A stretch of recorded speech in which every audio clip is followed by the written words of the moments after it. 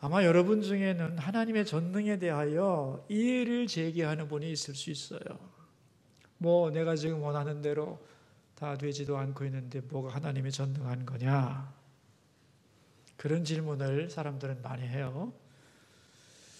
근데 여러분, 이 전능이라고 하는 이 간격, 스팬을, 범위를 확대해야 돼요. 지금 내가 원하는 그 모양 그대로 해주는 것이 전능이냐 하는 거예요.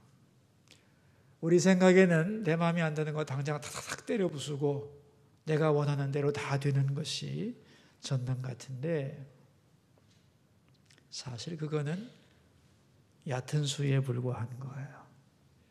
하나님의 전능을 나중심적으로 이기적인 입장에서 생각하면 안 돼요.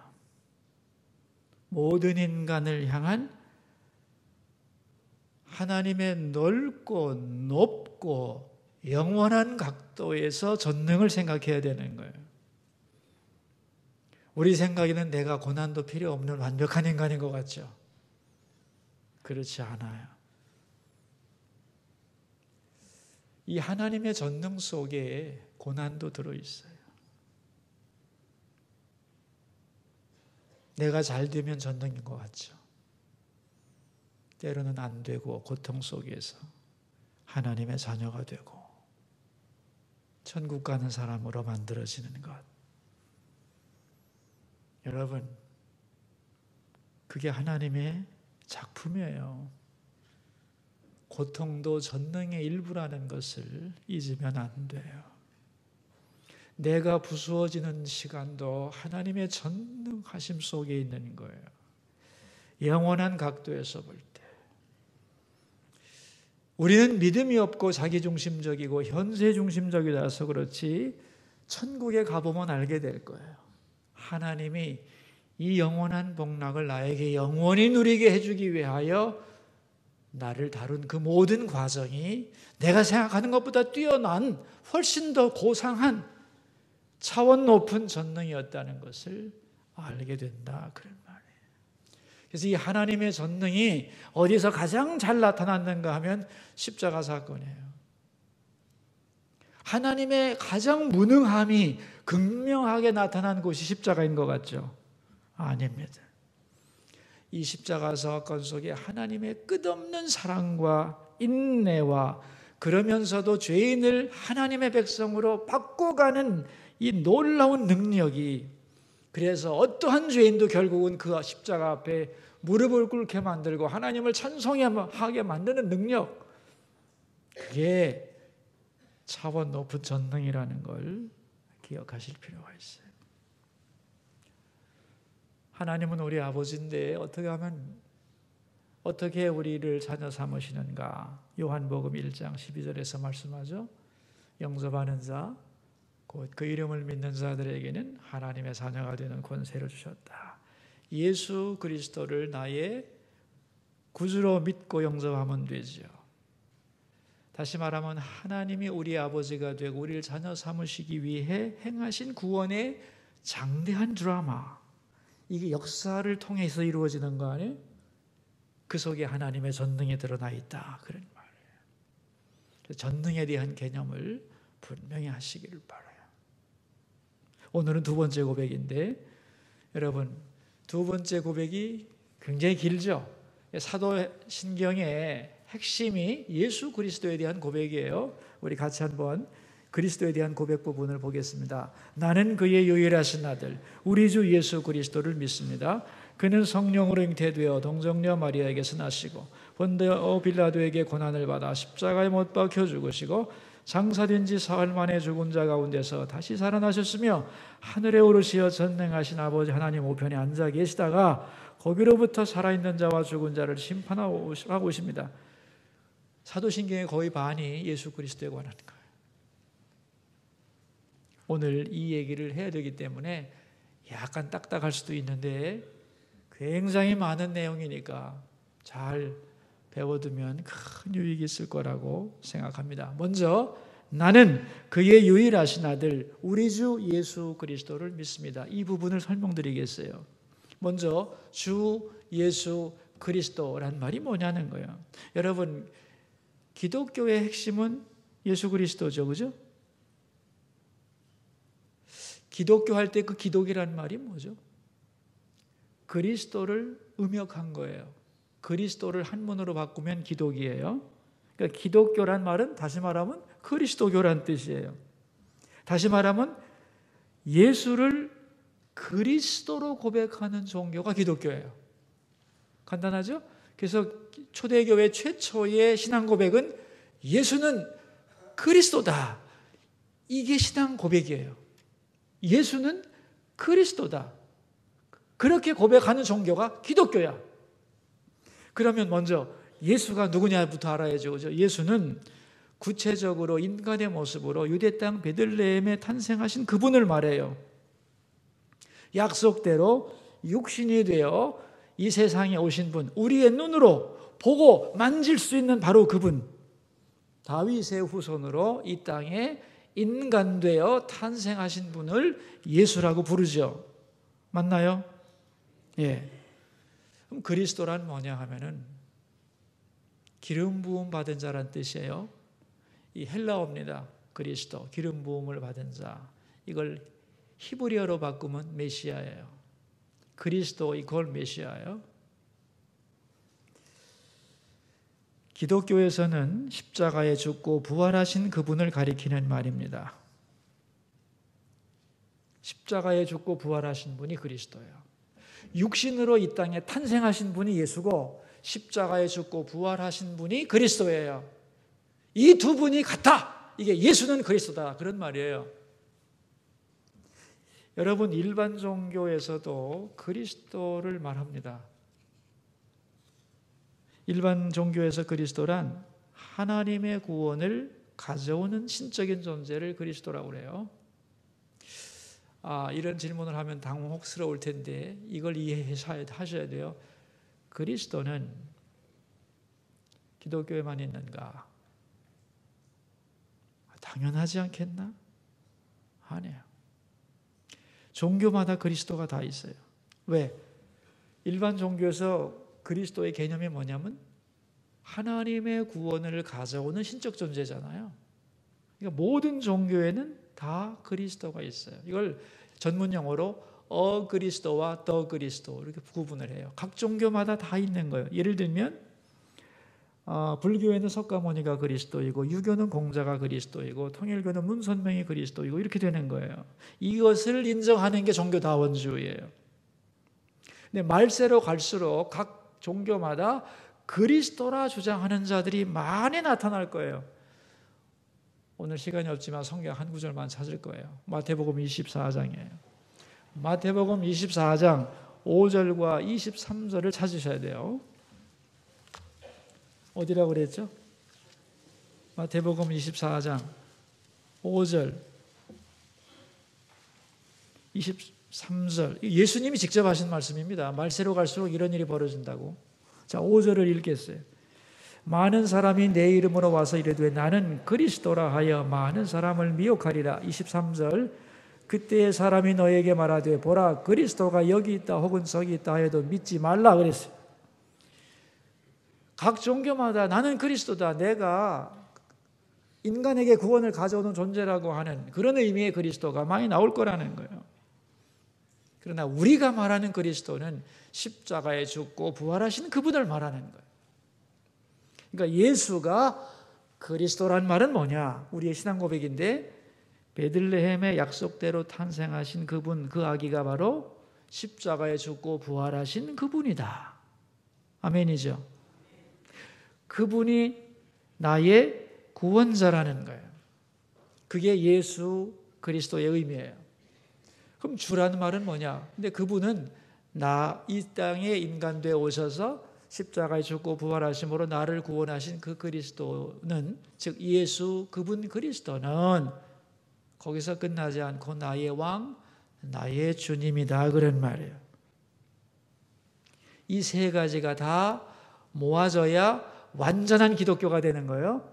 예수는 그리스도시고 그분은 나의 주님이다. 이게 기독교 가르침의 핵심입니다. 이해하시겠어요? 근데 이게 문장이 좀 길죠? 예수님은 그리스도시고 그분은 나의 주님이다. 이걸 압축해서 도치법으로 한 문단으로 만든 게 주 예수 그리스도예요. 주님이란 말을 앞에 관사로 쓴 거예요. 주 예수 그리스도. 요 세 단어 속에 기독교의 핵심이 들어있는 거예요. 이해가 되죠? 그래서 기독교인이란 누구인가? 그리스도인이란 어떤 사람인가? 예수를 그리스도로 믿는 사람이에요. 그래서 세례 줄 때 뭐라고 그러느냐? 예수를 그리스도로 믿느니 아무개에게 내가 성부와 성자와 성령의 이름으로 세례를 주노라. 이렇게 되는 거예요. 그러니까 주 예수 그리스도란 이 단어 속에 들어있는 고백이 굉장한 것이고 그게 바로 기독교의 정수다 하는 걸 우리가 이해하실 필요가 있어요. 지금까지 주 예수 그리스도를 설명한 거예요. 그 앞에 또 뭐가 붙어 있죠? 나는 그의 유일하신 아들이란 말을 설명하겠습니다. 그런데 이 예수, 이 땅에 인간이 되어 오실 예수, 또 구원을 인류에게 가져올 메시아는 하나님의 아들이라는 거예요. 내가 하나님의 아들이 인간이 되어 이 땅에 탄생하실 것이고 하나님이 그 아들을 구원자, 메시아로 보내실 거라는 것이 성경의 가르침이에요. 그죠? 그러니까 무슨 말이냐면은 예수 그리스도는 하나님의 아들이라는 거예요. 그런데 이 아들 개념이 아주 복잡한 거예요. 하나님의 아들이라는 개념을 여러분은 오늘 이해하셔야 돼요. 하나님의 아들 그러면 여러분은 예수님을 생각하지만 일반인들은 하나님의 아들 그러면 왕을 생각해요. 천자. 옛날에 왕은 자기 권위를 높이기 위해서 신의 아들이라고 그랬잖아요. 그죠? 그러니까 일반적으로 신의 아들 그러면은 권력자 왕을 의미하는 말이에요. 근데 성경이 하고 싶은 말은 그런 뜻이 아니에요.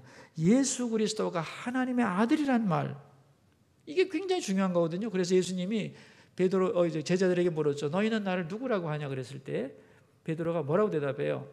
주는 그리스도시요 하나님의 아들입니다. 이렇게 대답하잖아요. 그리스도가 하나님의 아들이라는 거예요. 그 말을 듣고 예수님이 만족해 하시죠. 그죠? 복이 있다. 이걸 알게 한 것은 하늘에 계신 하나님이다. 하고 칭찬을 하세요. 그러니까 예수님이 그리스도시며 하나님의 아들이라고 하는 것이 완벽한 기독교의 고백이에요. 이 중에 어느 하나도 빠지면 안 돼요.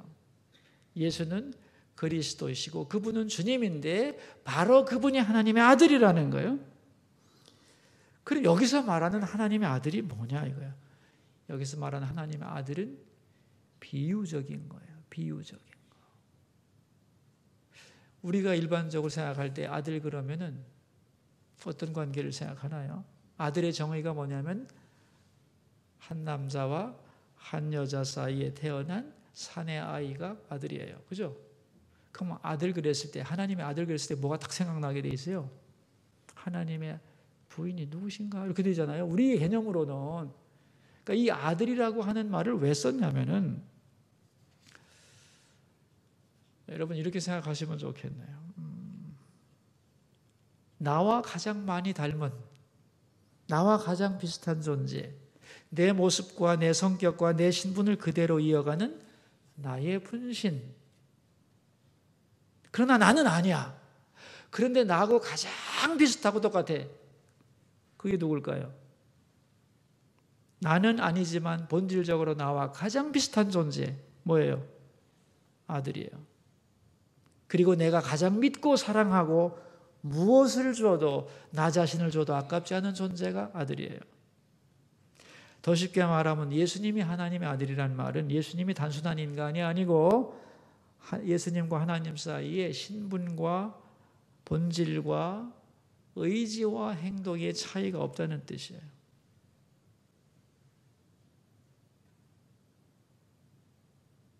그러니까 아들이란 개념을 왜 차용했냐면 우리 인간에게 예수님이 누군가 하나님 아버지와 예수 그리스도의 관계를 설명하기 위해서 가장 비슷한 단어를 갖다 쓴 게 아들 개념이에요.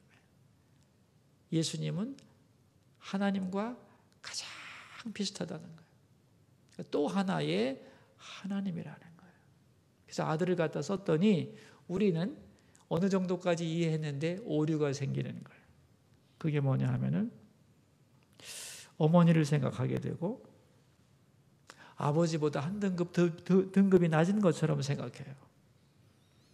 네, 그런 뜻이 아니에요. 예수님과 하나님은 완전히 동등하세요. 그래서 빌립보서 2장 6절에 뭐라고 말씀하셨느냐? 그는 근본 하나님과 본체시나 하나님과 동등한데 동등됨을 취할 것을 여기지 아니하시고, 그죠? 오히려 자기를 비워 종의 형체를 가져 사람들과 같이 되셨고 죽기까지 복종하셨다.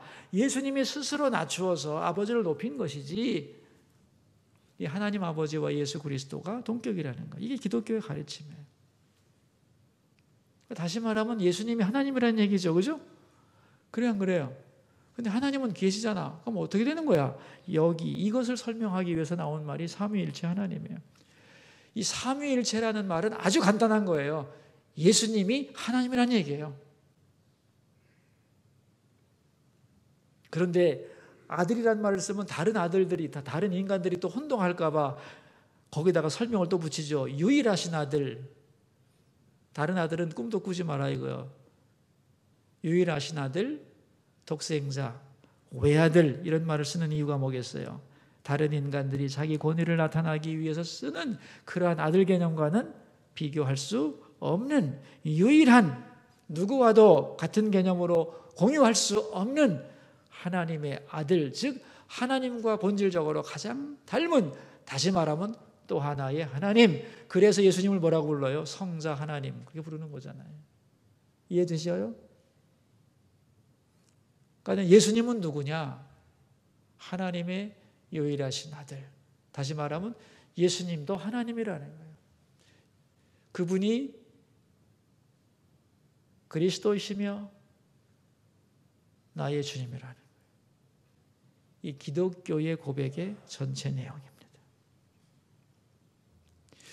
그러면 우리가 믿는 하나님은 누구냐? 그냥 하나님 하면 안 돼요.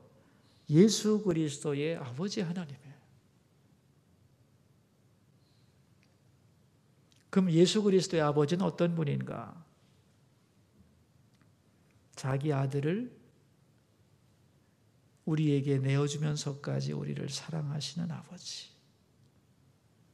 그분이 바로 전능하사 천지를 만드신 하나님 아버지라는 거예요. 전능하셔서 세상을 창조하신 그 하나님이 아들까지 주심으로 그 아들을 믿는 자들을 자녀 삼으시는 그러한 하나님이라는 거예요. 그러니까 예수 그리스도를 바로 알면 하나님 아버지의 개념도 정확해지는 거죠. 그래서 예수 그리스도를 통하여 하나님의 자녀가 되는 진리의 시스템이 바로 기독교라는 거예요. 그것이 바로 한 줄에 대한 설명입니다. 나는 그의 유일하신 아들, 우리 주 예수 그리스도를 믿는다. 여러분, 이 말 속에 들어있는 의미를, 이 의미가 얼마나 풍성한 것인가를 이해하시면 여러분은 크리스천이에요. 이제는 하나님의 유일하신 아들 주 예수 그리스도께서 어떤 일을 하셨는가, 여기에 대한 말씀인데, 첫 번째가 뭐냐 하면 그는 성령으로 잉태되어 동정녀 마리아에게서 나시고 그랬어요. 성령으로 잉태되어 동정녀 마리아에게서 탄생했다는 말은 무슨 뜻이냐? 결국은 참된 인간으로 오셨다는 뜻이에요. 참된 인간으로 오셨는데 성령으로 잉태됐다는 말은 뭐냐면 그렇게 인간되어 오시는 과정 속에 어떤 사람의 도움이나 주도권이 없었다는 뜻이에요. 남자와 여자의 결합 속에서 자녀가 태어나면 그 자녀가 태어난 것에는 사람의 역할이 들어가잖아요. 성령에 의해서 탄생됐다는 것은 뭐냐면 인간의 도움이나 주도권을 인정하지 않겠다는 거예요. 우리를 구원하시기 위하여 더 나아가서 십자가에 참으로 진정한 죽음을 죽기 위해서 사람이 되어 태어나셔야 되는데 어느 인간의 도움도 받지 않기 위하여 성령으로 탄생했는데 짐승이 아니고 마리아라는 여자를 통하여 참된 인간으로 오셨다는 뜻이에요. 이해가 되세요? 하나님이 주도적으로 역사하셔서 그 아들이 인간이 되어 이 땅에 오시는 거예요. 그럼 이런 질문할 수 있죠. 왜 사람이 되었을까? 하필이면 왜 사람이 되어 오셨나? 사람의 문제를 해결하기 위해서. 그런데 사람이 사람의 문제를 해결할 수가 없어요. 인간이 인간을 구원할 수가 없어요. 그래서 하나님이 사람이 되어 오신 거예요. 그리고 그런 방법으로 구원하시겠다고 창세기서부터 계속해서 약속하셨어요. 그리고 그것을 하나하나 성취해 가는 과정이 바로 성경의 내용입니다. 이 동정녀 탄생에 대해서 많은 분들이 이런 말을 해요. 나는 다 믿겠는데 동정녀 탄생만은 믿지 못하겠어. 그렇게 말을 하는데 이거 거짓말입니다. 왜냐하면 창세기 1장 1절을 믿으면 모든 게 다 믿게 돼 있어요. 하나님을 창조주로 믿으면 여러분 그게 믿음의 시작 아니에요. 그죠? 창세기 1장 1절을 믿으면 다 풀리게 돼 있어요. 근데 많은 사람들이 나는 창세기 구약까지 다 믿는데 마태복음 2장에서 걸려 이게 틀렸단 말이에요. 이게 하나님을 믿는다는 것은 하나님이 천지를 창조하셨다는 사실 자체를 믿는 것에서 출발하는 거예요. 그런데 하나님은 나는 믿는데 동정녀 탄생은 믿지 못하겠다? 그 말은 창세기도 못 믿는다는 얘기죠. 그러니까 마태복음에서 걸리는 게 아니라 창세기 1장 1절에서 걸린다는 얘기예요. 그러니까 믿음을 시작도 못했다는 뜻이에요. 이해되세요, 여러분? 하나님이 천지를 창조하신 것을 믿으면 그 다음부터는 믿을 수 없는 게 하나도 없게 돼 있어요. 동정녀 탄생은 인간의 도움을 받지 않은 하나님이 주도하셔서 참된 인간을 이 땅에 보내시기 위한 방법일 뿐이라는 거예요. 그래서 하나님을 믿는다는 것은 하나님이 천지를 창조하셨다는 사실이 믿음의 출발점이에요. 성경에 맨 앞에 나와 있는 거예요. 그래서 동정녀 마리아에게서 성령으로 탄생하셨다는 것은 참된 인간이 되어 오셨다는 말이고, 그 다음 본디오 빌라도에게 고난을 받아 십자가에 못 박혀 죽으시고 장사된 지 사흘 만에 죽은 자 가운데서 다시 살아나셨으며, 이렇게 이 부분은 무슨 말이냐면은 인간 되어 오신 분이 우리를 위해 어떤 사역을 하셨느냐 하는 것을 보여주는 거예요. 이것은 과거에 행하신 일입니다. 십자가에 죽는 일이죠. 왜 십자가에 죽었느냐? 이 십자가에 죽은 이유는 우리의 죄를 용서하기 위함. 그죠? 그리고 십자가의 죽음이 어떻게 우리의 죄를 용서할 수 있는가를 알려주기 위해서 구약의 모든 제사 제도가 존재했던 거죠. 구약에서는 내 죄를 용서받기 위해서 어린 양을 잡아 제물로 드리죠. 그죠? 그리고 그 어린 양의 고기를 태우면서 피가 흐르고 고기를 태우는 냄새를 맡으면서 이 어린 양이 나를 위해 죽는다는 것을 고백하며 하나님 앞에 회개할 때 하나님이 그 믿음을 보시고 그의 죄를 용서하시는 거죠. 이게 구약의 짐승제사예요. 이 짐승제사가 그런데 불완전한 거예요. 왜 불완전하냐? 한 인간의 한 가지 죄만 용서할 수 있어요. 그래서 끝없는 제사가 반복될 수밖에 없어요. 그래서 하나님은 이 모든 것을 완벽하게 끝내시기 위하여 하나님의 어린 양, 하나님이 친히 준비하신 당신의 아들, 그죠?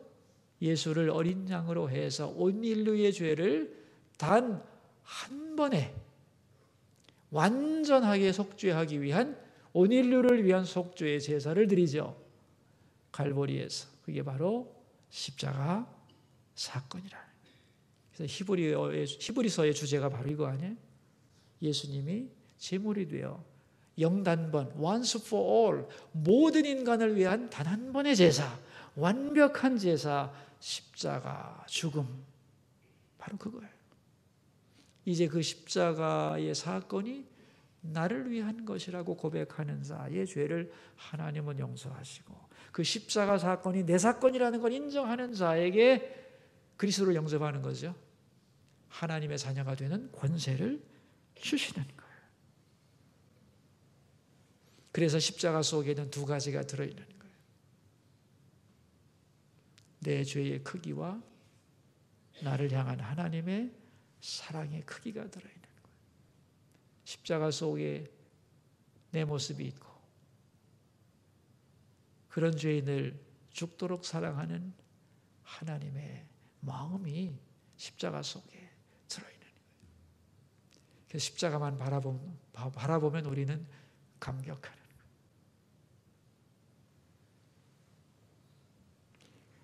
그래서 십자가 속에는 더블 이미지가 있다, 그런 말을 하잖아요. 내 죄의 크기와 하나님의 사랑의 크기, 하나님의 사랑과 공의가 가장 완벽하게 만난 현장, 그게 바로 십자가인 거예요.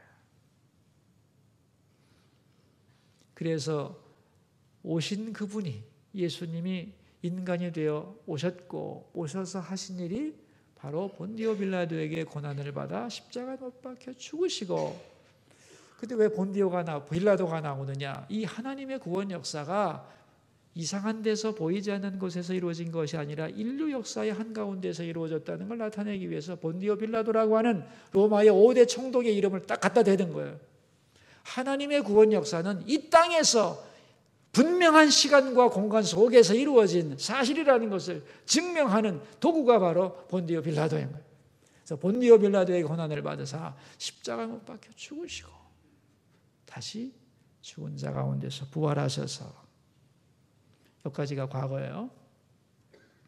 하늘에 오르사 뭐 하시고 계시죠? 지금 하나님의 우편에 앉아 계시는 거예요. 지금 현재 앉아서 가만히 있는 게 아니죠. 역사를 다스리고 계시고,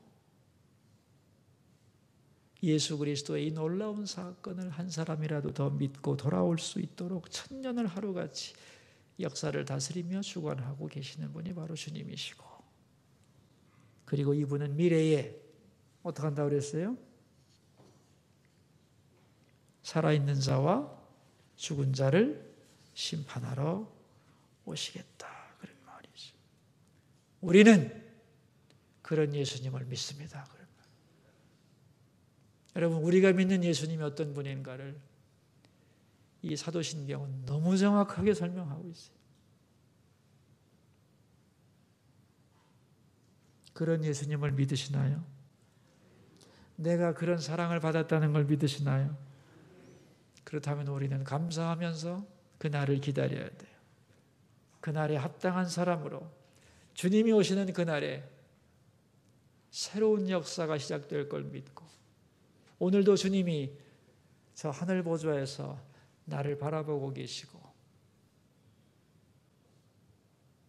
영원한 그날을 향하여 걸어가는 내 모습을 지켜보시고 기억하시고 소망을 주시고 붙잡아 주시고 꿋꿋이 서라고 말씀하시면서 내가 곧 갈 거야, 기다려라 하시는 주님을 나는 믿습니다. 이것이 두 번째 고백일 것입니다. 기도하겠습니다.